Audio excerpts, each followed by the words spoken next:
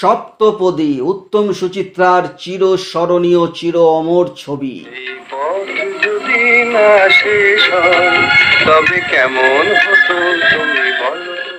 অজয় কর পরিচালিত ও হেমন্ত মুখার্জি সুরারোপিত এই ছবিতে আরও যারা ছিলেন তারা হলেন ছবি বিশ্বাস, ছায়া, দেবী, তরুণ কুমার ও অন্যান্যরা। এই ভিডিওতে আমরা জানবো সপ্তপদী ছবিটি মোট কত সপ্তাহ ধরে চলেছিল, কোন কোন সিনেমা হলে চলেছিল, ওর কিরকম ব্যবসা করেছিল। তার আগে এখনো যারা এই চ্যানেলটিকে সাবস্ক্রাইব করেননি এক্ষুনি করে নিজেদের সঙ্গে রেখে দিন, কারণ এখানে আপনারা যে ধরনের ইনফরমেশন প্রতিনিয়ত পেয়ে থাকেন তা কিন্তু আর অন্য কোথাও পাবেন না। তো চলুন আমরা দেরি না করে উত্তম সুচিত্রার সপ্তপদীর উপরে ভিডিওটা শুরু করে ফেলি। এখানে দাঁড়িয়ে গেল, ভেতরে এসো। 20 অক্টোবর 1961 সালে দুর্গা পুজোর সময় রূপবাণী অরুণা ভারতী সহ মোট 17টি হলে মুক্তি পেয়েছিল সপ্তপদী। ছবিটি অনেক বছর ধরে তৈরি হচ্ছিল, তাই ছবির হাইপ ছিল মারাত্মক। নন স্টপ হাউসফুল দিয়ে সপ্তাহটি শুরু হয়েছিল।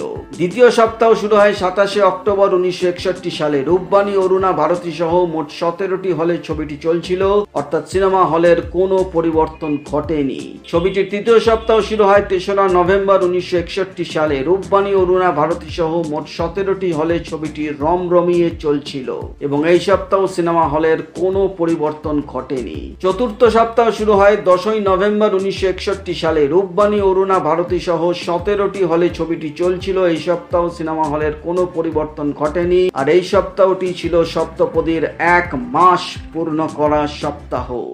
কনসিডার করতে পারি ওয়ান কন্ডিশন, অভিনয় করার সময় আমাকে টাচ করতে হবে। ছবিটির পঞ্চম সপ্তাহ শুরু হয়েছিল 17ই নভেম্বর 1961 সালে। রূপবাণী অরুণা ভারতী সহ মোট 14টি হলে ছবিটি চলছিল, অর্থাৎ আগের সপ্তাহে 17টি হল থেকে 14টি হল হয়, 3টি হল কমে যায়।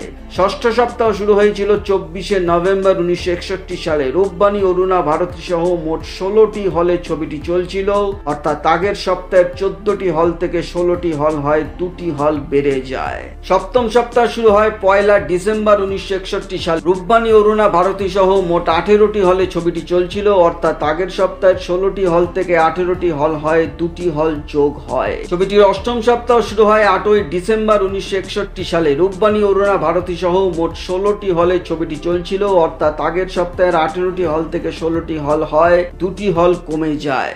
নবম সপ্তাহ শুরু হয় 15ই ডিসেম্বর 1961 সালে। রূপবাণী অরুণা ভারতী সহ মোট 14টি হলে ছবিটি চলছিল, অর্থাৎ আগের সপ্তাহের 16টি থেকে 14টি হল হয়, 2টি হল কমে যায়। আর এই সপ্তাহটি ছিল উত্তম সুচিত্রার সপ্তপদী ছবির সিলভার জুবলি সপ্তাহ, অর্থাৎ 25 সপ্তাহ পূর্ণ করে সপ্তপদী।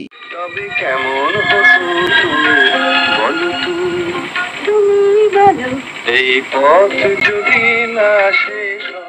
ছবিটির দশম সপ্তাহ শুরু হয় 22শে ডিসেম্বর 1961 সালে। রূপবাণী অরুণা ভারতী সহ মোট 16টি হলে ছবিটি চলছিল, অর্থাৎ আগের সপ্তাহের 14টি হল থেকে 16টি হল হয়, 2টি হল যোগ হয়। 11 সপ্তাহ শুরু হয়েছিল 29শে ডিসেম্বর 1961 সালে। রূপবাণী অরুণা ভারতী সহ 17টি হলে ছবিটি চলছিল, অর্থাৎ আগের সপ্তাহের 16টি হল থেকে 17টি হল হয়, 1টি হল বেড়ে যায়। 12 সপ্তাহ শুরু হয় 5ই জানুয়ারি 1962 সালে। রূপবাণী অরুণা ভারতী সহ মোট 13টি হলে ছবিটি চলছিল, অর্থাৎ আগের সপ্তাহের 17টি হল থেকে 13টি হল হয়, 4টি হল কমে যায়। ছবিটির 13 সপ্তাহ শুরু হয় 12ই জানুয়ারি 1962 সালে। রূপবাণী অরুণা ভারতী সহ মোট 11টি হলে ছবিটি চলছিল।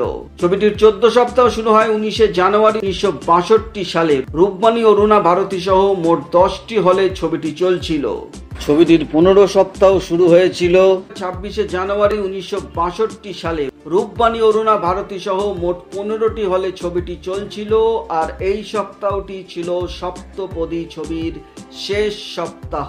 তাহলে দেখা যাচ্ছে ছবিটি এককভাবে 15 সপ্তাহ ধরে চলেছিল ও 3টি হল মিলিয়ে সম্মিলিতভাবে 45 সপ্তাহ ধরে চলেছিল। ছবিটি তৈরি করতে সেই সময় আনুমানিক 13 থেকে 14 লক্ষ টাকা খরচ হয়েছিল। ছবিটি তৈরি করতে একটু সময় লেগেছিল, তাই বাজেট বেড়ে গেছিল এবং ছবিটি প্রায় 50 লক্ষ টাকার অধিক ব্যবসা করেছিল এবং এরপরেও ছবিটি 20 বারের বেশি পুনর্মুক্তি পেয়েছিল এবং প্রত্যেকবারই ছবিটি রমরমিয়ে ব্যবসা করেছিল। উত্তম কুমার নিজেই এই ছবিটির প্রযোজক ছিলেন, সুতরাং প্রচুর লাভ করেছিলেন এই ছবিতে, কিন্তু সেই লাভ ক্ষণিকের ছিল, বেশি দিন সেই লাভ তিনি ভোগ করতে পারেননি। ছোটি সি মুলাকাত করতে গিয়ে তিনি সব টাকা খুইয়ে বসেছিলেন। তো এই ছিল সপ্তপদীর উপর একটি ভিডিও। আশা করি ভিডিওটা আপনাদের ভালো লেগেছে। ভালো লাগলে একটা লাইক অবশ্যই করে দেবেন, চ্যানেলটিকে সাবস্ক্রাইব করতে একদম ভুলবেন না, কারণ এখানে যে ধরনের ইনফরমেশন আপনারা নিয়মিত পেয়ে থাকেন তা কিন্তু আর অন্য কোথাও পাবেন না। তো দেখা হচ্ছে পরের ভিডিওতে, নতুন কোনো ভিডিও নিয়ে আবার আপনাদের সামনে হাজির হয়ে যাব। ততক্ষণ আপনারা সবাই ভালো থাকুন, সুস্থ থাকুন। নমস্কার।